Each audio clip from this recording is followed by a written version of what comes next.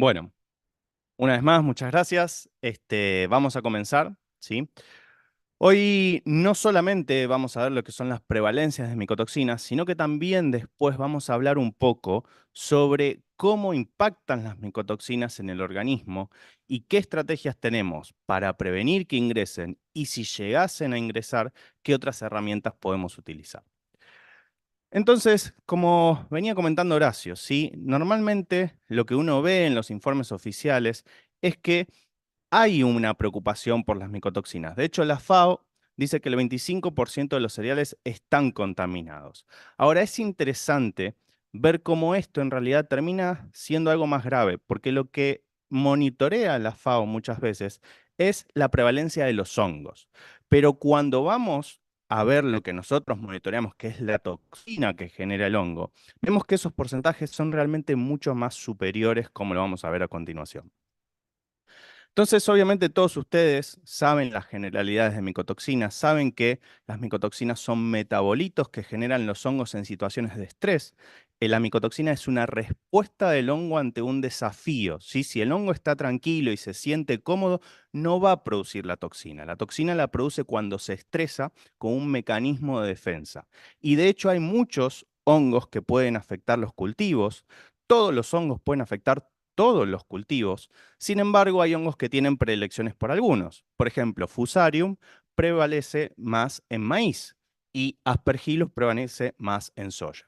Entonces, si bien todos pueden afectar todos, vemos que hay algunas especificidades y prevalencias mayores según el tipo de cereal. Y cada hongo puede producir muchas micotoxinas. Y ahí es donde vamos a ver algo puntual que pasó este año, que es las cocontaminaciones, la posibilidad de en una muestra encontrar varias micotoxinas juntas.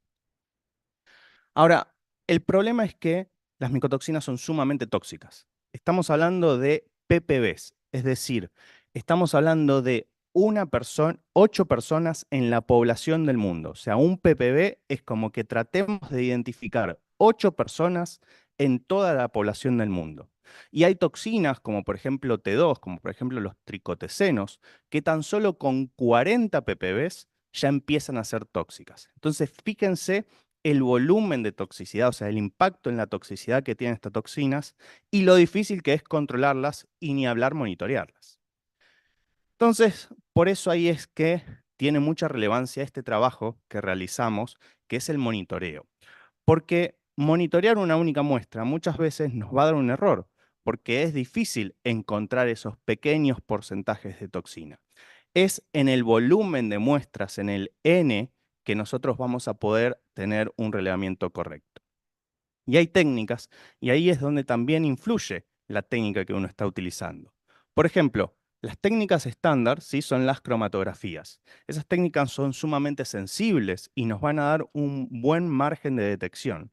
Sin embargo, estas técnicas son bastante complejas, requieren un equipamiento bastante costoso, personal altamente capacitado, lleva tiempo, entonces no suele ser algo práctico que nosotros podemos hacer. Entonces nosotros pasamos a lo que son técnicas más sencillas, que quizá tienen un margen de detección menor, pero a los fines prácticos que nos interesan a nosotros, termina siendo bastante práctico, que es, por ejemplo, el ELISA o la cromatografía de flujo lateral. Estas dos técnicas son técnicas muy sencillas y que tienen un buen límite de detección, quizá no es lo suficientemente amplio si quisiéramos hacer una investigación profunda, pero para definir si un cereal está contaminado o no y para ver a ver si ese cereal va a tener un impacto en los animales, es más que suficiente. Entonces nosotros utilizamos estas técnicas para hacer nuestros relevamientos, tanto ELISAs como inmunocromatografías de flujo lateral. Y este proceso que empezó ya hace varios años, en el 2016, con 2 países y fue creciendo, se logra gracias al esfuerzo de todos ustedes, al esfuerzo de los equipos de Betanco a nivel internacional, al esfuerzo de nuestros distribuidores y sin lugar a duda la participación de todos ustedes como clientes que nos ayudan a armar esto que es el relevamiento de micotoxinas. Hoy por hoy tenemos el orgullo de sumar a un país más a nuestra familia, en sumar a Colombia, ¿sí? Que como ya les había comentado el año pasado, estábamos empezando a hacer monitoreos, ya este año está dentro de nuestro programa de monitoreos con una prevalencia y un impacto muy grande, ¿sí? Cerca del 10% de las muestras provienen de Colombia. Como podemos ver aquí, siempre obviamente Brasil y Argentina suman la mayor cantidad de muestras, lo cual también es interesante porque son los dos países que más producen y más exportan cereales. Entonces, ver lo que pasa ahí es sumamente relevante para lo que es la dinámica de micotoxinas de Latinoamérica. Pero vemos, sí, Colombia aportando el 15% y la distribución de los 9 países que se suman en nuestros relevamientos. Ahora, algo sumamente importante, como mencionaba Horacio, este año fue un año récord. ¿Sí? Este año hicimos 12.385 análisis. Es una cantidad de análisis monstruosa que nos permite tener un dato que se acerca mucho a la realidad. Normalmente nuestro promedio era en los últimos años de 7.000, sí veníamos haciendo 7.000, pero este año fue un año récord porque sumamos otro país y porque el resto de los países hicieron más relevamientos. Entonces esto nos permite tener datos precisos. Ahora, brevemente, ¿qué es lo que pasó? Que si bien algo adelantó Horacio, ¿qué es lo que pasó en este año que hizo que vayamos a ver algunos desvíos? Este año sí seguimos con un proceso de temperaturas muy elevadas, ¿sí? El cambio climático es innegable. En Argentina tuvimos sequías bastante prolongadas, si bien a principio del año se terminó un poco el fenómeno de sequía que llevaba 3 años acumulándose. Luego, entrado el año, volvió la sequía, ¿sí? Como podemos ver en algunas zonas. Hubo una zona, sí, que lo vamos a ver también en Brasil, de lluvias bastante superiores a lo habitual, ¿sí? Toda la zona de lo que es Corrientes, Misiones y Entre Ríos. Y eso mismo también se vio en Brasil, ¿sí? Brasil atravesó, como seguramente ustedes saben, ¿sí? Lo que fue la inundación del sur de Brasil, o sea, lluvias muy concentradas en un periodo muy corto de tiempo, pero también Brasil tuvo una de las sequías y temperaturas más elevadas de los últimos 60 años. Entonces esto no viene gratis. Obviamente esto impacta. ¿Por qué? Porque los hongos que están contaminando el cereal se van a estresar. Cuando la planta siente que hay un cambio climático, la planta se estresa y el hongo que está tratando de comer lo que la planta genera procede a estresarse. Y ahí es donde genera la toxina como un mecanismo de defensa. Entonces esto lo vamos a ver reflejado en lo que sucedió. El porcentaje de positividad fue de 88%, cercano a 90%. Es decir, 9 de cada 10 muestras resultaron positivas a micotoxinas. ¿Sí? Esto es sumamente elevado si tenemos en cuenta el volumen de muestras que procesamos. ¿Sí? Y vamos a ver que, después lo muestro más adelante, pero seguramente lo recuerdan. Normalmente el porcentaje que venimos viendo en los últimos años, desde el 2016, es del 80%. ¿Sí? O sea, no es que, si bien es elevado, no es tampoco que está muy alejado de los promedios. ¿Sí? El promedio de positividad es del 80%. Ahora, lo realmente llamativo fue esto, el porcentaje de co-contaminación, es decir, la posibilidad de que una muestra positiva sea positiva a 2 o más micotoxinas. Y eso fue del 70%. Y esto es gravísimo, ¿sí? Porque como vamos a ver a continuación, hay efectos sinérgicos y aditivos que hacen que cuando dos micotoxinas están presentes, se potencien. Entonces, aquí vemos, ¿sí? Esto es lo que yo les comentaba. Fíjense cómo hay años buenos, ¿sí? Con algunos porcentajes menores y años bastante malos, ¿sí? El año pasado fue el 89, este año fue el 88, es decir, no salimos del 80% de prevalencia. Es decir, siempre vamos a tener un desafío de micotoxinas en nuestros cereales. Puede ser que sea bajo, porque yo acá solamente estoy midiendo positividad. Puede ser que sea bajo, pero la micotoxina va a estar. Y lo que es peor, como yo les comentaba, fíjense cómo fue subiendo el porcentaje de cocontaminación. ¿Y esto por qué se explica? Esto se explica porque también, como adelantaba Horacio, hubo un cambio en el hongo que está más prevalente. Hace ya 6, 7 años, ¿sí? Que cambió y antes el penicillium era el hongo más prevalente, ¿sí?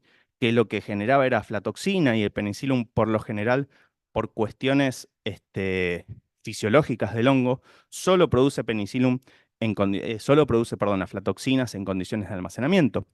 Sin embargo, en los últimos años, por cuestiones de cambio climático, por cuestiones de siembra directa, por cuestiones de utilización de suelo, lo que más se empezó a ver fue Fusarium, y Fusarium normalmente produce tres micotoxinas: fumonicina, ceradenona y tricotecenos. Entonces, eso hace que la prevalencia de cocontaminaciones aumente, porque es un hongo que está produciendo varias micotoxinas simultáneamente. Cuando vamos a ver lo que son las concentraciones, vamos a ver que en las concentraciones no hubo tanta variación, ¿sí? Analicemos primero fumonicina y DON, que son las dos micotoxinas que produce Fusarium. Fíjense cómo, ¿sí?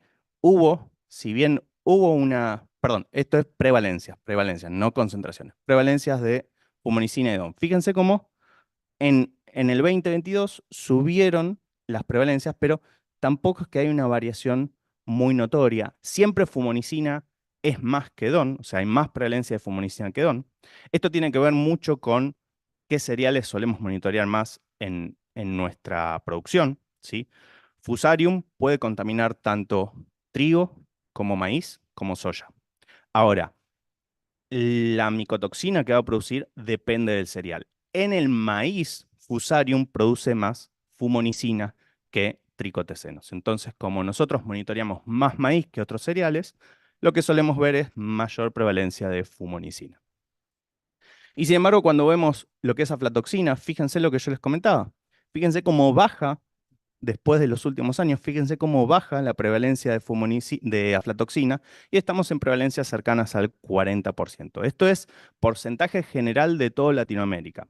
En el book ustedes van a poder ver el separado de cada país.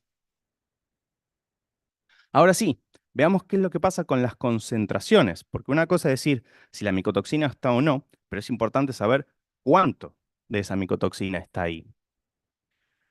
Lo que vemos en lo que es fumonicina y DON, fíjense lo que yo les comentaba, no hubo una gran variación, al menos en fumonicina, en lo que son concentraciones. Fumonicina siempre va a estar en promedio en el rango de los 1700 a 2000 ppb. Obviamente, va a haber desvíos, ¿sí? Y esos desvíos muchas veces tienen que ver con la época.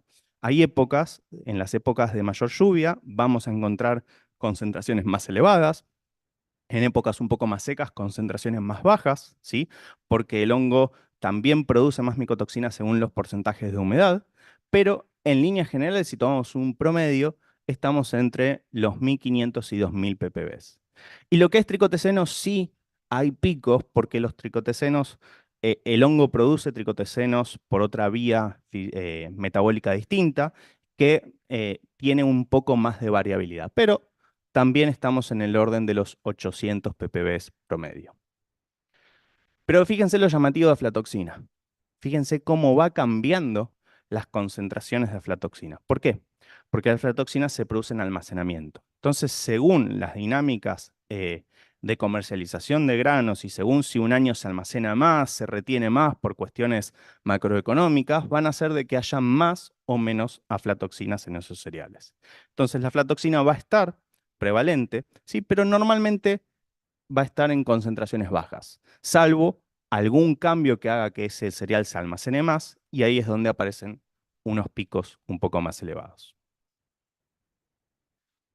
Entonces, hoy por hoy, ¿sí? Las fumonicinas suelen ser la mayor preocupación porque el fusarium es el hongo más prevalente y que está contaminando todos los cereales, y normalmente en maíz lo que más se produce es fumonicina.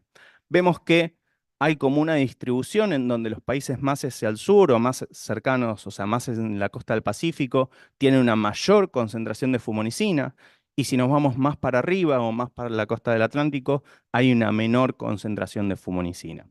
Entonces esto es relevante para entender, por ejemplo, países que compran granos de Brasil y Argentina, saber cómo se están moviendo esas dinámicas y cómo esas dinámicas van a impactar en el cereal que ustedes están comprando.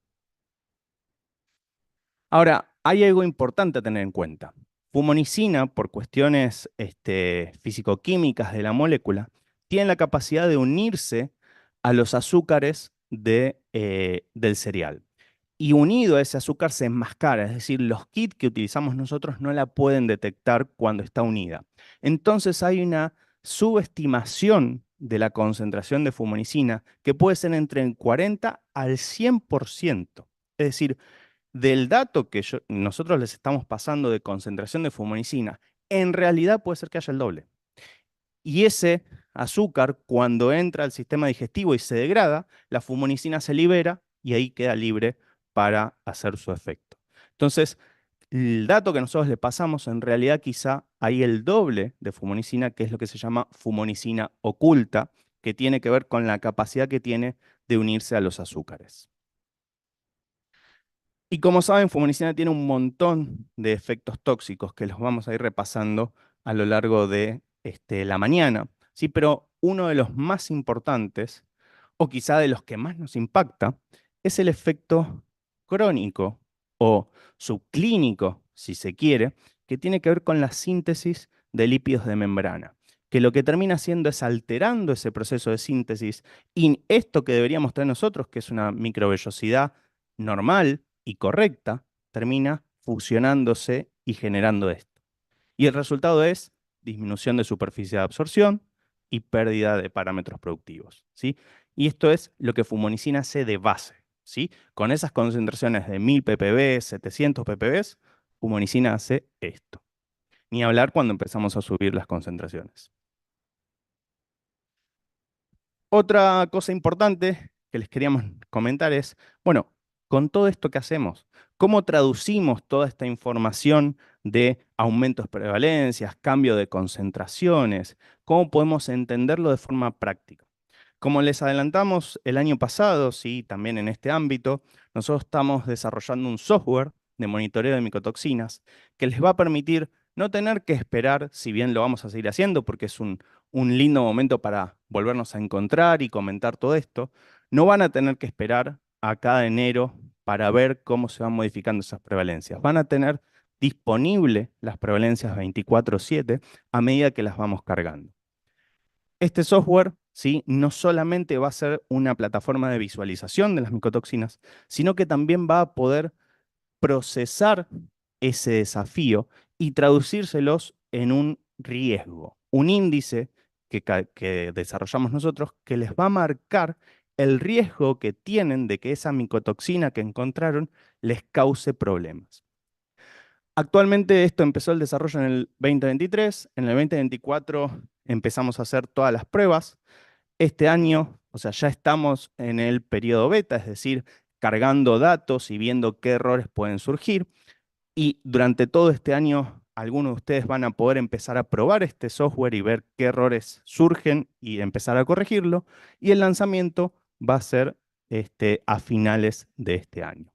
¿Por qué? Porque la idea cuando uno desarrolla algo es ir etapa por etapa para tratar de que lleguemos al mejor resultado y que no nos quede algo a mitad de camino. Entonces, si bien parece largo todo un proceso de desarrollo, la idea es que cuando ustedes lo tengan sea la mejor experiencia que puedan tener. Entonces, el objetivo es lanzarlo a fines de año para que ustedes puedan ver esos riesgos, cómo impactan. ¿Por qué? Porque lo que va a hacer es no solamente tomar en cuenta el dato puntual de micotoxina, sino cuántas muestras se analizaron, qué especie animal, qué categoría animal está sucediendo, qué promedio histórico, qué tipo de muestra, el resultado y los límites de referencia. Para poner un ejemplo, fíjense, esto es fumonicina, ¿sí? Y estos son los datos de fumonicina, o sea, el valor de fumonicina de una empresa en particular. Fíjense cómo mes a mes fue variando y en algunos meses, por ejemplo en febrero, se va del límite y está en un punto crítico, ¿sí? Y va subiendo a lo largo del año. Ahora, quizás esto, que es un promedio del mes, quizás fue solamente una muestra que dio muy elevado. Entonces, por una muestra muy elevada no quiere decir de que eso vaya a tener un riesgo significativo. Entonces, cuando eso lo traducimos al riesgo, fíjense cómo cambia. Y en realidad, esas muestras que antes estaban en un nivel muy alto, en realidad es simplemente un nivel medio en donde las tenemos que monitorear. Y ya hacia finales del año se van una vez más a la escala de peligro. Entonces esto lo que les permite es traducir todos esos datos en algo que lo puedan interpretar de forma más fácil y puedan tomar decisiones más adecuadas. Bueno, esto es parte del software que estamos desarrollando y que van a tener a disposición a fin de año. Entonces, con todo esto que hacemos, ¿sí? Como les comentaba, el problema de las fumonicinas es que son extremadamente grandes. Si bien son moléculas muy polares, son moléculas muy grandes, que cuando nosotros agregamos, por ejemplo, un secuestrante, el secuestrante las va a poder secuestrar, ¿sí? Los secuestrantes secuestran micotoxinas polares o secuestran compuestos polares. Entonces, los secuestrantes van a poder secuestrar fumonicina. El problema está en que como es una molécula tan grande, ocupa mucho espacio en el secuestrante. Y ese espacio hace de que uno tenga que ir incorporando más cantidad de secuestrante, porque lo que nosotros necesitamos es superficie de contacto. Entonces el secuestrante rápidamente se satura. Entonces, para micotoxinas de este estilo, y ni hablar tricotecenos, que son tricotecenos o ceranona, que ya no tienen polaridad, tenemos que pasar a utilizar otro tipo de compuestos, que son los compuestos enzimáticos, ¿sí?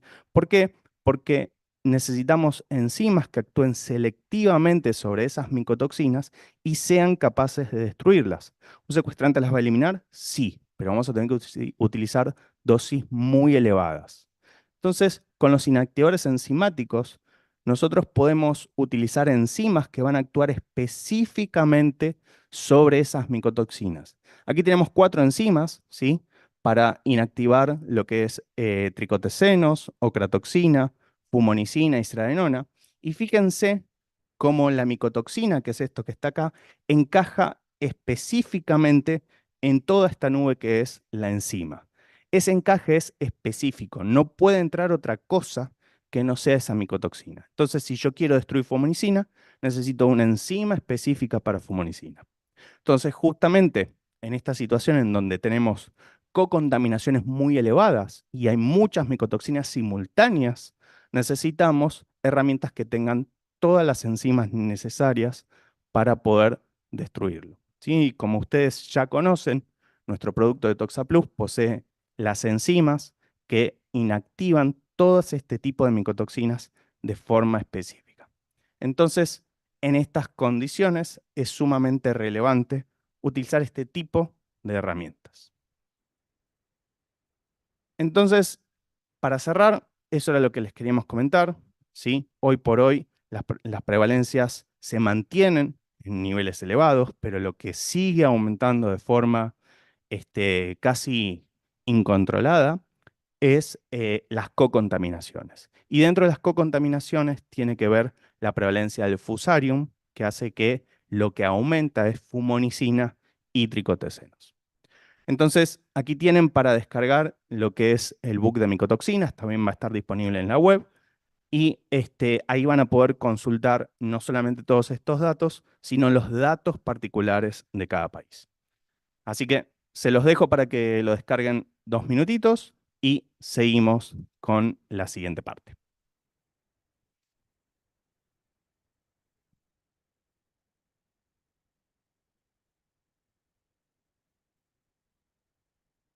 Bien, bueno, entonces, igual si no, lo van a tener en nuestra web.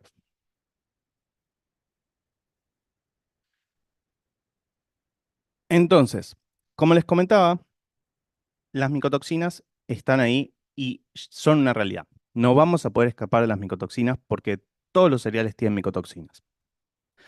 Ahora, lo que sucede es que muchas veces nosotros creemos que estamos dando el mejor cereal, el mejor alimento, y formulamos un alimento con todas las necesidades posibles, pero nos olvidamos de justamente esto, de todos estos procesos tóxicos y metabolitos que están ahí que van a afectar el desempeño del animal.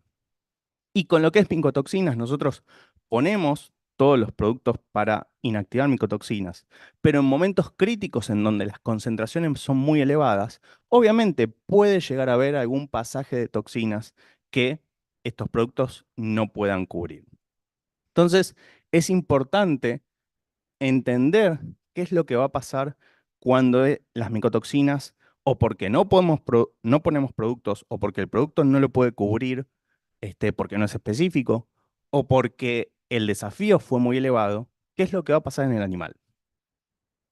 Bueno, como ustedes saben de mis presentaciones, yo muchas veces les cuento la importancia del hígado y del intestino.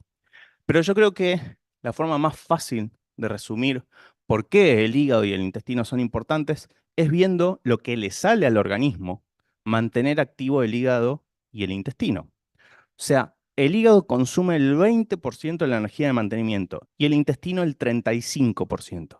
Entre los dos órganos se llevan la mitad de la energía que necesita el animal para vivir. Díganme si eso no es la mejor forma de demostrar de que estos órganos son sumamente importantes, ¿sí?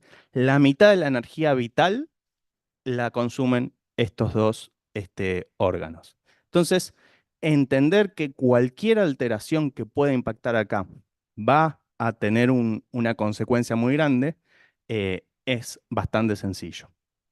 Obviamente, cuando empezamos a profundizar en los procesos digestivos, vemos que son sumamente complejos, en donde intervienen un montón de enzimas, un montón de órganos, y muchas veces, puntualmente en las aves, esos procesos todavía no están optimizados. En las aves, en los primeros 14 días, los procesos digestivos son bastante ineficientes, en especial en lo que tienen que ver con proteínas y lípidos, ¿sí? El ave nace muy bien desarrollada para procesar azúcares, pero no tanto para procesar proteínas y lípidos. Y sin embargo, los primeros 14 días son los momentos de mayor crecimiento exponencial, al menos en las aves de engorde. Entonces, fíjense en lo importante del proceso digestivo. Y si el proceso digestivo es sumamente complejo, ni hablar del proceso de absorción. Si el proceso de absorción también es sumamente complejo e intervienen varias vías según el metabolito que se vaya a absorber, según la molécula que se vaya a absorber, y eso impacta en la forma y la eficiencia de la utilización de la energía o los nutrientes. Y cuando todo eso se absorbe, todo eso tiene que procesarse.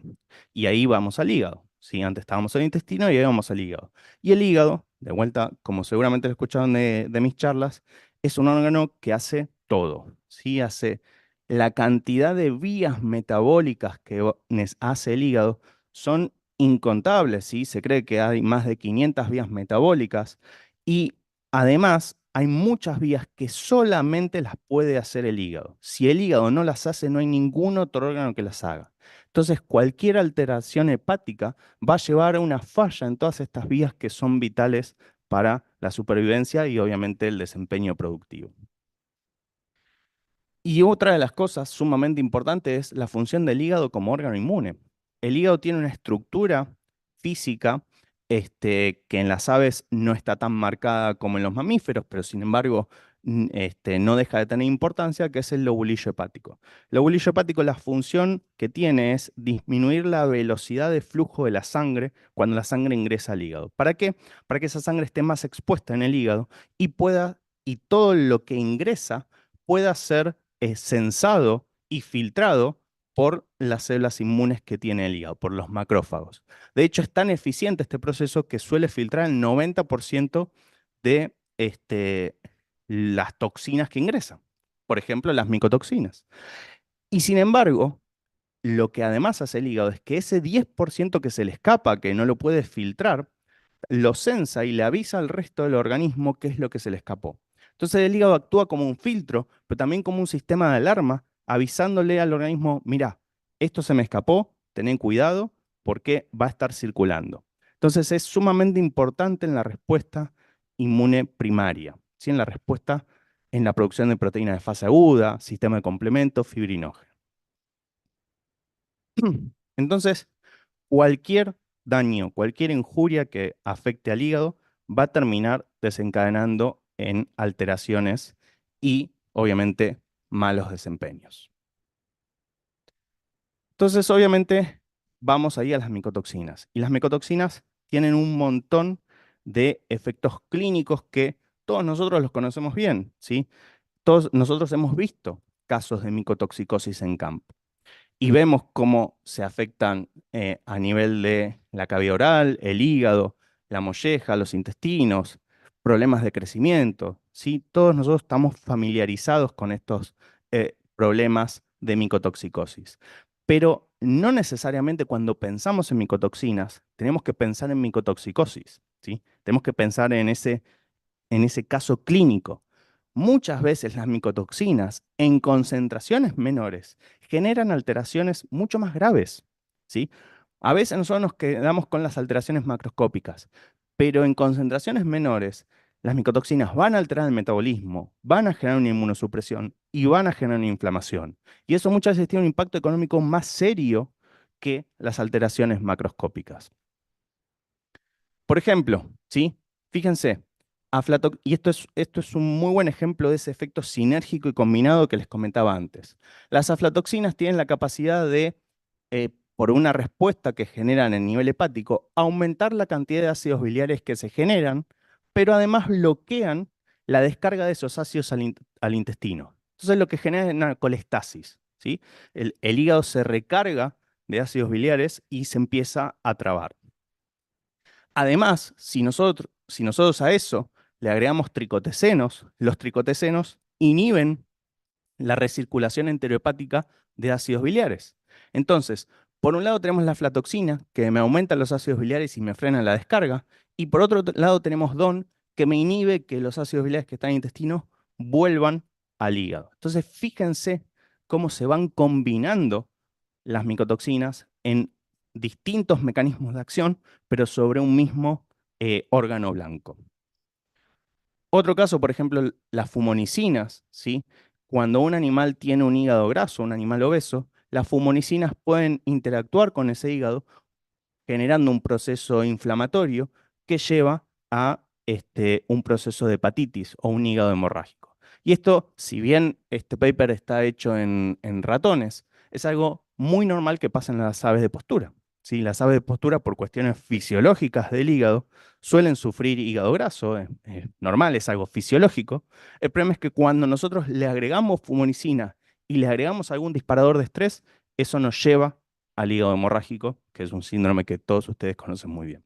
Entonces, las micotoxinas, muchas veces nosotros las pensamos como una micotoxicosis, pero eso es solamente el final de la película, ¿sí? El problema clínico es el final. Tenemos que entender que antes de todo eso hay todo un proceso que va a impactar productivamente y que va a impactar a nivel metabólico. Entonces ahora, para conocer un poquito más de toda esa parte de metabolismo, los dejo en manos del doctor Mariano Miyakawa, que les va a poder explicar mucho mejor todo eso. Muchas gracias.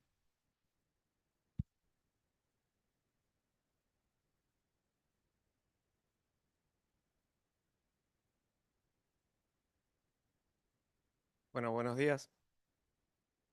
Vamos a introducirnos en el mundo de los ácidos biliares. Cuando uno normalmente piensa en ácidos biliares, y esto en todas las especies, incluidos los humanos. Digo, capaz que les interesa más del lado humano que del lado de las aves. Pero es un mundo muy complejo que se empezó a profundizar en los últimos años, porque normalmente uno cuando piensa en ácidos biliares piensa en digestión de grasas. Y es así, los ácidos biliares son parte de la bilis que ayudan en el proceso de digerir las grasas. Y como decía Bruno, es un proceso muy importante en las aves en las primeras semanas por la ineficiencia que tienen en este proceso. Ahora es mejor. Ah. Bueno, la bilis básicamente es producida en el hígado y se almacena en la vesícula y luego se libera al intestino. Entonces, hablando del tema de micotoxinas, claramente cualquier proceso que interfiera tanto en el hígado como en el intestino va a afectar la secreción de los ácidos biliares. Vamos a mezclar un poco de información entre humanos, aves y ratones, porque normalmente estos estudian modelos y los modelos son los que después nos permiten sacar este tipo de información, pero en la fisiología general el proceso es el mismo.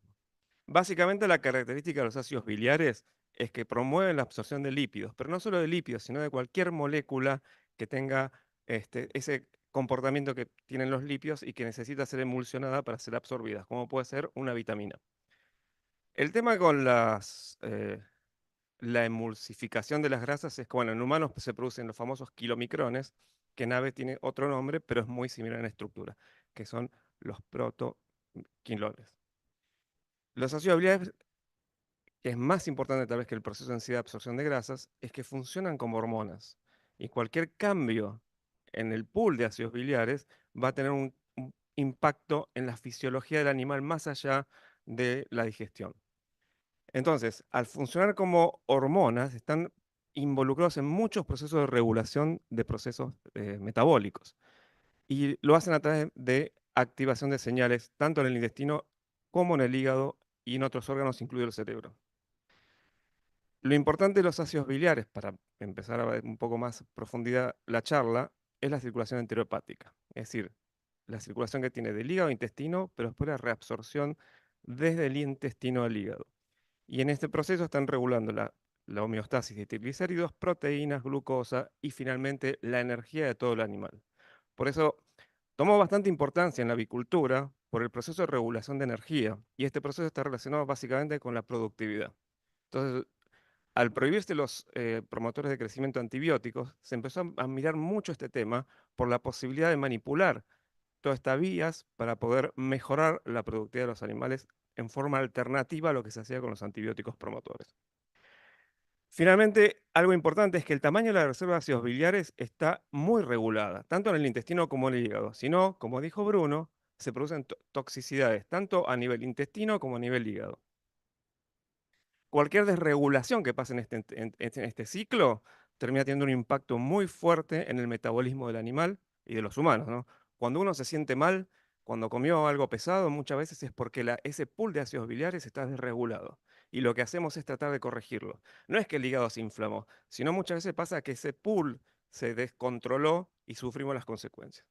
Básicamente, eso es una molécula típica de uno de los ácidos biliares y si lo tenemos que definir, desempeña un papel central en el metabolismo hepático que incluye los procesos inflamatorios, la fibrosis e incluso el cáncer.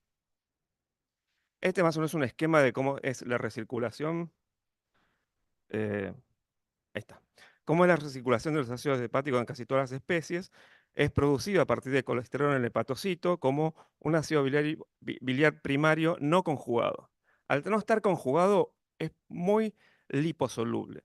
Se conjuga en el mismo hígado con un aminoácido que normalmente es taurina o glicina, cambia según la especie. Humanos y pollos comparten más o menos los mismos ácidos biliares, pero en cerdos cambian esos ácidos biliares primarios y en otras especies también cambia. Finalmente se acumulan en la vesícula y son liberados en el intestino proximal, generalmente en el duodeno, como ácidos biliares conjugados, que lo que les permite en la característica química es poder unirse a las grasas y solubilizarlas. Finalmente, las bacterias que tenemos en el intestino delgado, que generalmente son pocas, no son muchas, y son muy específicas, en un ave, generalmente en el ciego, tiene 400 especies distintas de bacterias, en lo que es intestino son alrededor de 30. En promedio, ¿no? Pueden ser muchas menos. Esas bacterias lo que terminan haciendo a veces es teniendo enzimas que degradan esos ácidos biliares, produciendo ácidos biliares primarios y secundarios, que tienen a su vez funciones metabólicas reguladoras.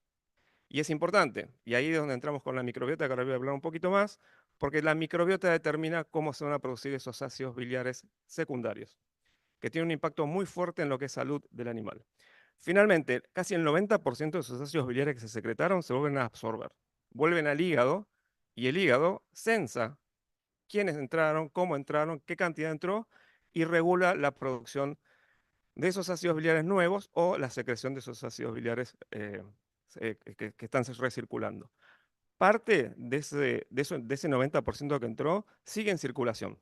O sea, sigue en circulación dentro del cuerpo y afecta a otros órganos. Y aproximadamente entre un 10, 15 o 20% es excretado en la materia fecal. Y depende de la especie, esos ácidos biliares que se excretan y que se mantienen en la materia fecal tienen toxicidad. Y esa toxicidad puede ser muy mala o no tan mala, dependiendo de cómo hayan sido procesados en el intestino. Por eso finalmente la microbiota tiene un rol, y tiene un rol importante en la salud a largo plazo de las especies también. Bueno, lo importante de este slide, de esta presentación, en esta particularidad, digo, es que los ácidos biliares tienen recirculación y que esa recirculación se escapa una parte de esos ácidos biliares, pero que dependiendo quién se produce y cómo se produce, impacta en diferentes formas metabólicamente en el animal o en el hospedador. Otra función importante que tienen los ácidos biliares, no es una función, pero es algo derivado, es que son muy antibacterianos. Entonces, por ejemplo, si cuando piensan en un probiótico, la definición de probiótico es una de las definiciones o características que tiene que soportar la presencia de ácidos biliares para crecer. ¿Por qué? Porque si ustedes le dan un probiótico que no resiste los ácidos biliares, no sobrevive en el intestino. Y es una de las funciones que tienen los ácidos biliares de proteger al intestino. Entonces, es muy antibacteriano, muy pocas especies de bacterias pueden crecer en presencia de ácidos biliares. Una de ellas son los lactobacillus. Muchas bacterias ácidos lácticas lo hacen. Y los ácidos biliares en la parte proximal del intestino, o sea, en el duodeno, en el yeyuno superior, terminan siendo afectados por esos ácidos biliares y va modulando quién puede crecer y quién no puede crecer. Pero además, el ácido biliar, llegando a la parte final del intestino, activa ciertos receptores en los enterocitos que promueven la síntesis y excreción de péptidos antimicrobianos, con lo cual a su vez tenemos otra herramienta antibacteriana. Por lo tanto, ácidos biliares son importantes en mantener la dinámica de la microbiota en el intestino delgado. Pero a su vez es más complejo esto, porque esas mismas bacterias secretan enzimas que degradan esos ácidos biliares. Entonces nosotros, cuando por ejemplo tenemos una disbiosis, lo que tenemos generando es que esas bacterias que tienen la capacidad de degradar esos ácidos biliares no lo hagan y nos produce un problema metabólico. O, en este caso, le dan un antibiótico, también pasa lo mismo, barren las bacterias que degradan esos ácidos biliares, tenemos un problema metabólico. Y después los componentes dietarios, como la fibra. Alta concentración de fibra capta colesteroles o capta lípidos, y lo que termina pasando es, de vuelta, más ácidos biliares, desregulación de la microbiota. Después hay otras formas, ¿no?, que incluyen el ejercicio. Cuando uno hace ejercicio o el animal está estresado y hace movimientos, el movimiento peristáltico del intestino cambia. Y eso cambia la concentración de ácidos biliares en el intestino que impacta en la regulación de la microbiota. Con lo cual, la microbiota tiene dos funciones acá. Una es regulada por los ácidos biliares, pero a su vez ella misma regula los ácidos biliares. Entonces, estamos entrando en una complejidad de procesos metabólicos que eh, tienen un ciclo continuo. Cuando uno rompe ese ciclo, empieza a tener problemas. ¿Cómo lo rompe? Fácilmente, normalmente con antibióticos. La microbiota intestinal, entonces, es muy importante en el desarrollo del animal. Los primeros 21 días de desarrollo de un ave, de un pollo de carne, está el intestino inmaduro. Recién a partir de la tercera semana es donde adquiere una madurez y ahí observamos cómo la microbiota del intestino se empieza a estabilizar. Durante esos 21 días la microbiota va evolucionando. Si nosotros cambiamos el impacto que podemos tener del metabolismo animal en la producción de ácidos biliares, vamos a cambiar la microbiota. Y eso de vuelta nos va a cambiar la maduración del intestino. Con lo cual, es clave, no relacionado con el intestino, que el hígado esté funcionando correctamente. Entonces, algo no pensado o derivado es que las micotoxinas afectando ese hígado en las primeras semanas nos va a afectar la microbiota, que nos va a afectar la maduración del intestino, que nos va a afectar después la respuesta inmune del animal. Entonces, tenemos todos los sistemas muy concatenados. Y cuando pensamos en salud intestinal, nos olvidamos del hígado. Bueno, básicamente entonces tenemos que esa microbiota es muy importante. ¿Por qué? Porque nos ayuda a que el animal se desarrolle correctamente y que tenga una respuesta inmune adecuada y que desarrolle una respuesta inmune que sea capaz de controlar enfermedades. Y además, las bacterias de la microbiota en general compiten con patógenos que conviven en el hábitat. Cuando uno vuelve a desregular esa microbiota por esos ácidos biliares, lo que está haciendo es abrirle el paso a patógenos que pueden entrar fácilmente. No se asusten, ahora vamos a empezar a ver genes y nombres raros, pero es conceptual.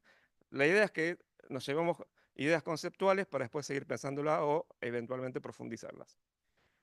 Básicamente, en condiciones normales, los ácidos biliares se vio que se unen a un receptor específico en el núcleo de muchas células, particularmente en el epitelio intestinal. Ese receptor se llama FXR, que es Farnesoid X Receptor en inglés, que es el receptor de Farnesoid.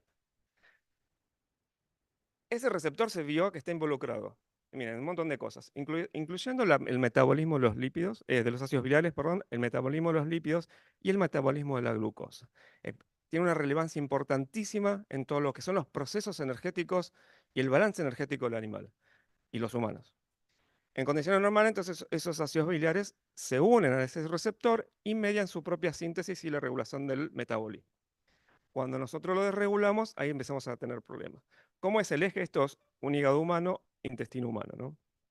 En esa comunicación que se llama eje intestino-hígado, es donde se empiezan a producir todos estos procesos regulatorios que incluyen los ácidos biliares, pero incluyen fuertemente este receptor FXR. Si ven, lo que termina pasando es que en el intestino los ácidos biliares que están presentes en el lumen del intestino, es decir, afuera del intestino, afuera no, en la luz intestinal, terminan siendo afectados por la microbiota. Esos ácidos biliares después se unen a receptores que pueden estar en la superficie del epitelio o en el núcleo, que es el FXR. Cuando esos ácidos biliares se unen al FXR, desencadena una señal y secreta una hormona que se llama FGFX, FGF15 o 19. Nada, básicamente es un transmisor de información que va al sistema porta, circulación sanguínea, y eventualmente llega al hígado. Cuando llega al hígado se une a otro receptor que le dice al hígado si tiene que sintetizar o no nuevos ácidos biliares. Entonces es un sistema de regulación de producción de ácidos biliares, pero que no es mediado directamente, sino es a través de transmisores de información. Después hay una complejidad mayor porque a su vez hay reguladores internos del intestino que le dicen hasta dónde o hasta dónde no tiene que producir esos ácidos biliares. Es una vía relativamente compleja, pero conceptualmente fácil. Lo que tenemos que pensar de esto es, esos ácidos biliares que están en el intestino no necesitan llegar al hígado para pasar la información de lo que está pasando en el intestino.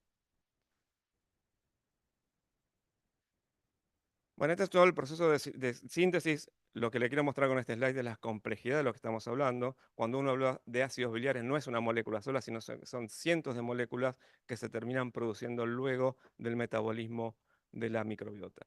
Finalmente, todos esos diferentes moléculas que se producen tienen una regulación muy particular en el metabolismo del animal y terminan dando lo que finalmente vemos, que es una mejora en la productividad o una caída en la productividad o una sensibilidad mayor a enfermedades.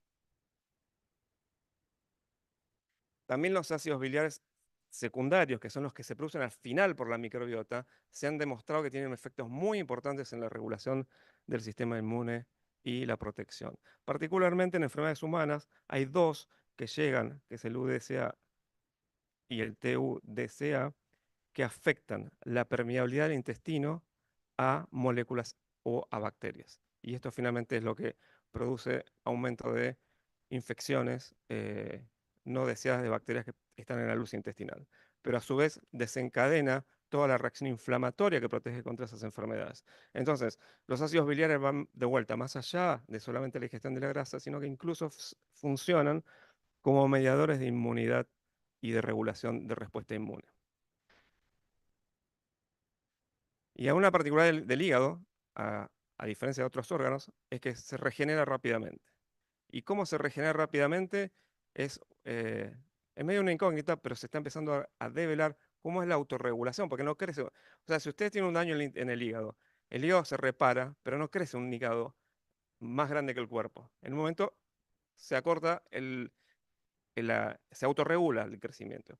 Y se autorregula a través de un gen y a través de la presencia de ácidos biliares. Cuando el pool de ácidos biliares alcanza una cantidad suficiente, el hígado para de crecer o para de autorregenerarse. Y está regulado, de vuelta, por todo esto, lo que veníamos hablando, el FXR, esta molécula que le dice al hígado que está el ácido biliar en el intestino, va por vía porta y se une a un gen, que es este que está acá, FOXM1B, que es el que induce la regeneración de los hepatocitos. Entonces, de vuelta, Los ácidos biliares están involucrados en la regeneración de los hepatocitos a través de este receptor FXR. Ahora espero que se lo acuerden después. El receptor FXR lo van a tener que escuchar muchas veces seguramente de acá en adelante. Bueno, esto de vuelta, intestino humano y cerebro humano. Hay otra vía a su vez activada que es los ácidos biliares. Cuando se unen a ese receptor FXR en los enterocitos, le dan una señal al cerebro para regular no solo el proceso digestivo, le puede decir que o acelere el ritmo de digestión o lo baje, pero a su vez él le dice si hay saciedad o no en la alimentación, o sea, si tiene que parar de comer o no. Entonces, hay una regulación muchísimo más compleja aún en todo lo que es comportamental de los humanos y de los animales, regulado por los ácidos biliares. De vuelta, cuando comen algo pesado y se sienten mal y están mal comportamentalmente, o se sienten pesados, es porque el intestino le está diciendo al cerebro que están mal, que el pool de ácidos biliares está mal. Entonces, ese FXR regula múltiples e importantes funciones. Se demostró que el FXR desempeña un papel esencial en el control de la protección contra las lesiones hepáticas y la homeostasis de los ácidos biliares. Además de que mantiene, a través de, obviamente, ácidos biliares, el metabolismo normal de lípidos y glucosa, a través de una serie de genes que no nos interesa igual en este momento, pero es una regulación bastante compleja mediada por este receptor, FXR. Es omnipresente en todos los tejidos, pero el donde más se expresa es en el hígado y en el intestino. Y protege contra el daño hepatotóxico, la hepatitis y la cirrosis. Y ahí es donde nos interesa de vuelta el de ese receptor, porque claramente está involucrado en todo lo que es protección del hígado. Entonces, la manipulación del FXR se está considerando como una vía muy prometedora en el proceso de tratamiento de enfermedades hepáticas, incluido el cáncer. Entonces, ese FXR que parecía, digo, venía aburrida la charla porque es mucha información de genes y cosas, es clave porque la manipulación de ese gen nos permite hepatoproteger.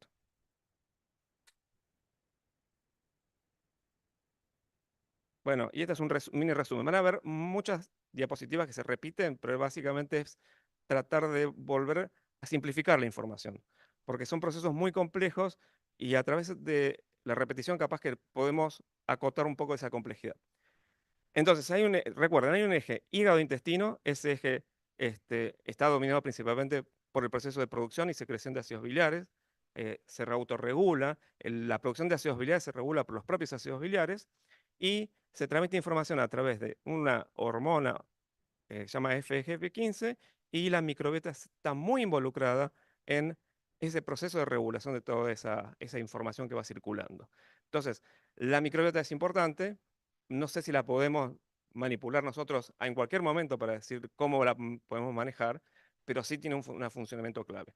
Por eso tal vez sí es importante la microbiota entender inicialmente que estamos teniendo de microbiota y después tratar de ir manejándola para que no se nos vaya a cualquier lugar.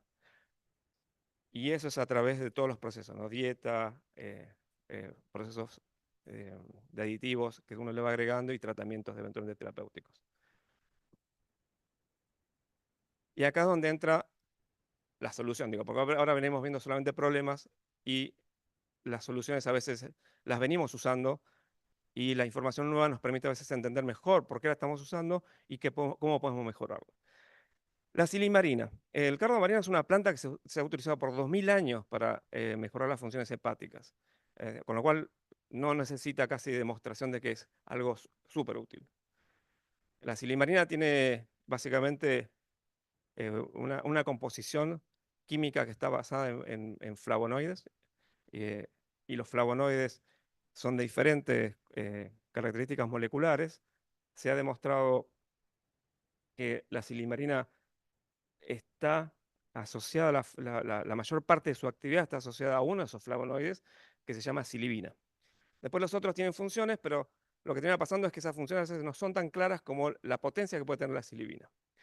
Bueno, la silibina básicamente es el 50 y 70% de la composición de esos flavonoides que tienen el cardo mariano.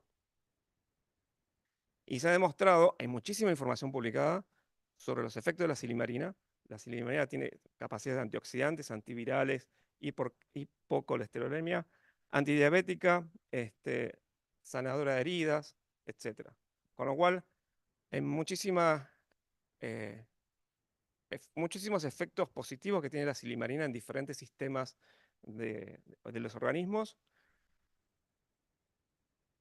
pero cuando nos interesa hablar del hígado, hay también mucha información sobre las capacidades que tiene la silimarina de regenerar el hígado o de protegerlo, como por ejemplo, en la regeneración, soporta la regeneración del hígado, ayuda a regenerarlo, tiene actividad antifibrótica, que es importantísimo en los problemas hepáticos, es antiinflamatorio, tiene esa capacidad antioxidante de la que siempre se habla de la silimarina y el hígado, y tiene una capacidad de aumentar la inmunomodulación del hígado en responder a problemas de infecciones.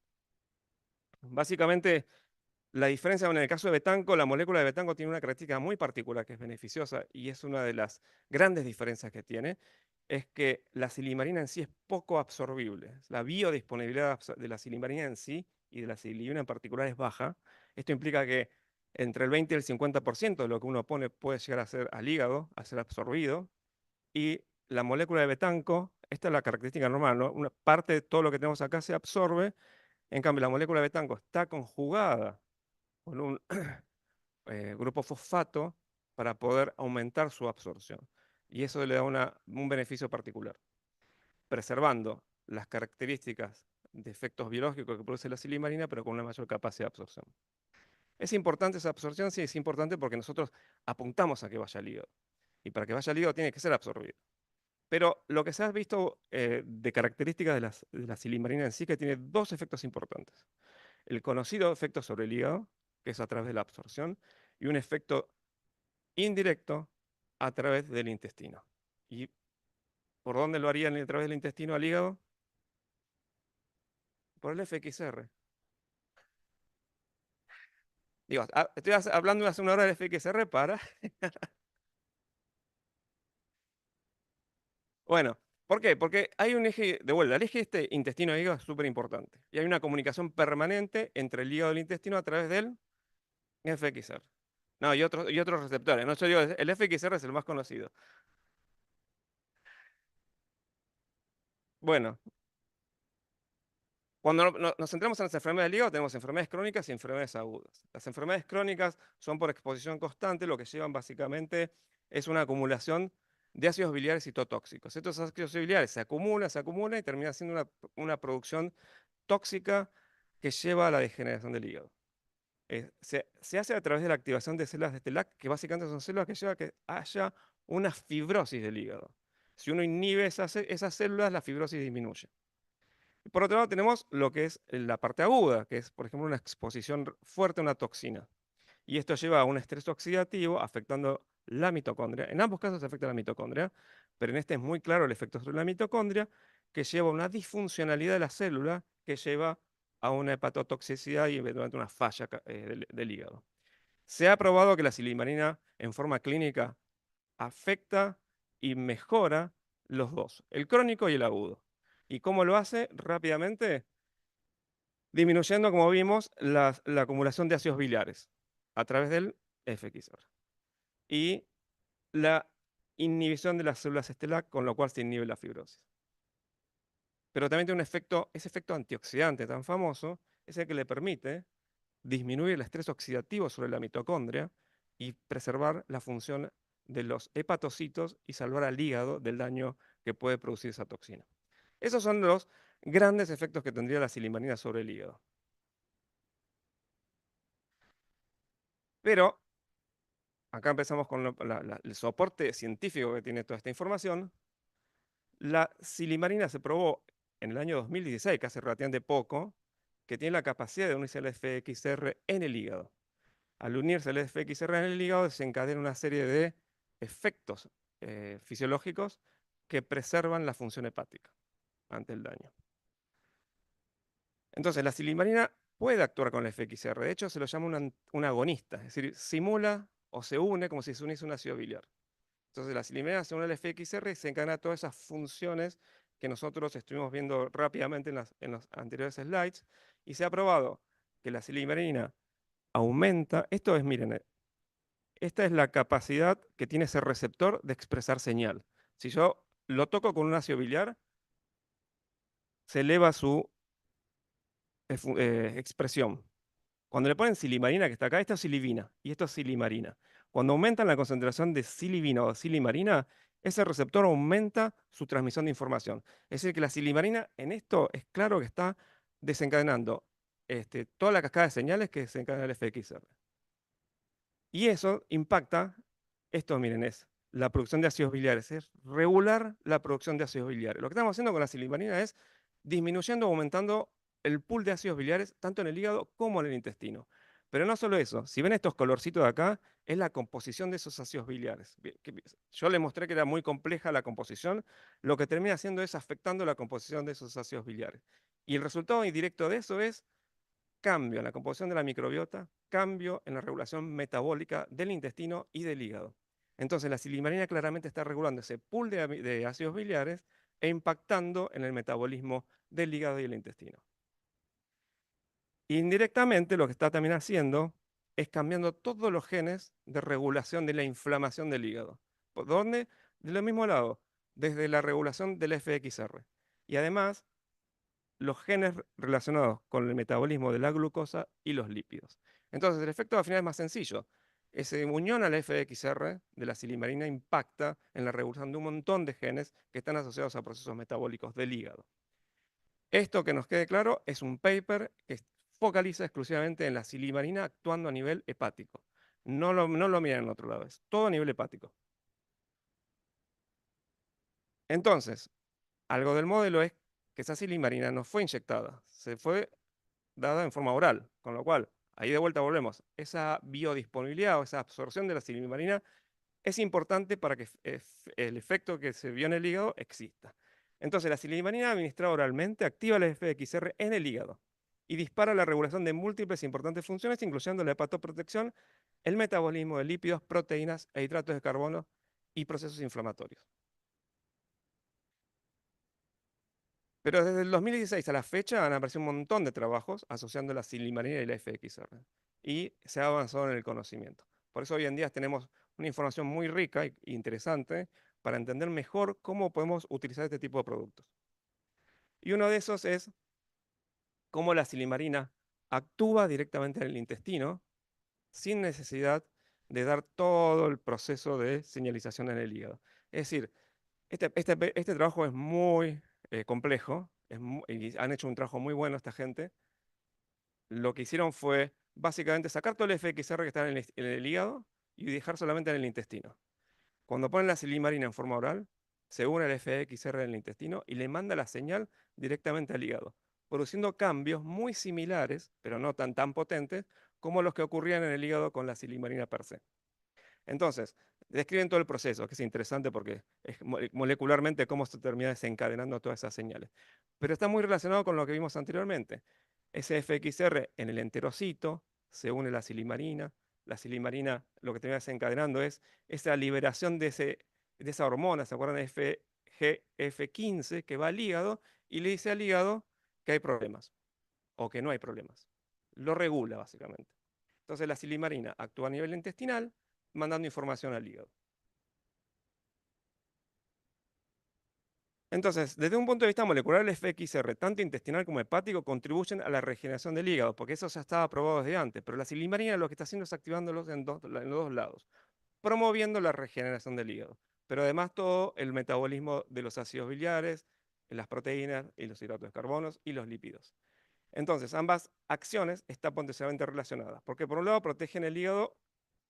Cuando uno tiene un daño, lo termina protegiendo como baja el pool de ácidos biliares. La presencia de ácidos biliares es tóxica, entonces necesitamos reducirla. La silimarina reduce ese pool de ácidos biliares que no necesita.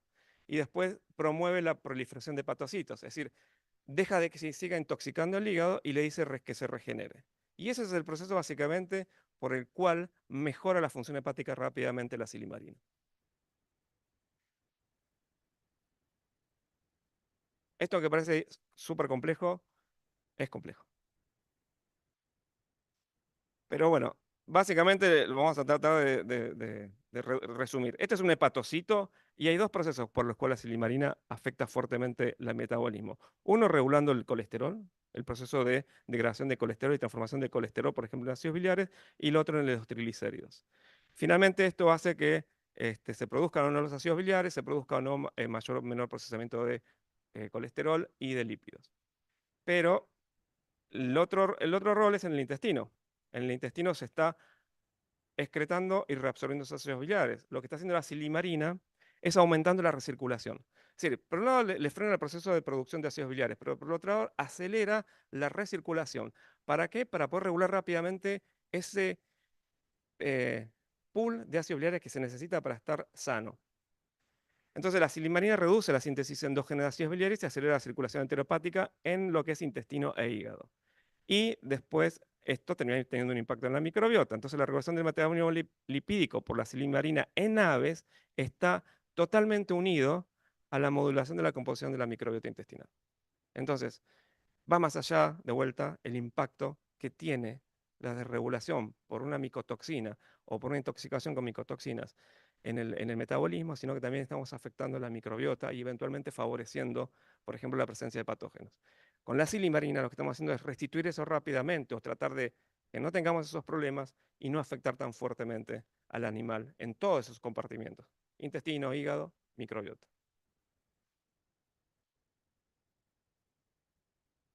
Bueno, esto sigue siendo el resumen básicamente de lo que vimos hasta ahora. Recuerden, nos vamos a acordar FXR, que es el receptor del que estamos dándole tanta importancia. Esa hormona, que es el FGF15, que es el gen que desencadena la regeneración del hígado o de los hepatocitos. Este es el que regula toda la síntesis de ácidos biliares y esto está relacionado con la mitocondria. La silimarina está afectando principalmente el FXR y desencadenando que todos los otros se vayan regulando. Eso ocurre en los hepatocitos y en los enterocitos, afectando todo un sistema de comunicación que es el eje intestino-hígado. Entonces, la silimarina tiene mayores potencialidades de las que se pensaba hasta ahora, porque se puede empezar a entender cómo mejorar ciertas condiciones, incluidas algunas que parecían desapercibidas. Y esto entramos acá tratando de sellar un poco la grieta entre nutricionistas y veterinarios, que cuando se desencadenan problemas de salud intestinal o se desencadenan infecciones, puede estar relacionado con la nutrición, pero la protección está relacionada con todo. O sea, tenemos que considerar en un tema de salud intestinal el hígado, la presencia de esas micotoxinas y eventualmente las herramientas que se pueden hacer para prevenir que se desencadenen todos estos problemas. Porque una vez que uno tocó y desbalanceó algunos de estos compartimentos, es muy difícil o es muy costoso volver a estabilizarlos. Así que la complejidad de los sistemas, a veces uno las trata de reducir a compartimentos, salud intestinal, salud hepática, pero está todo muy unido. Bueno, muchas gracias, espero que no haya sido muy complejo la explicación y gracias.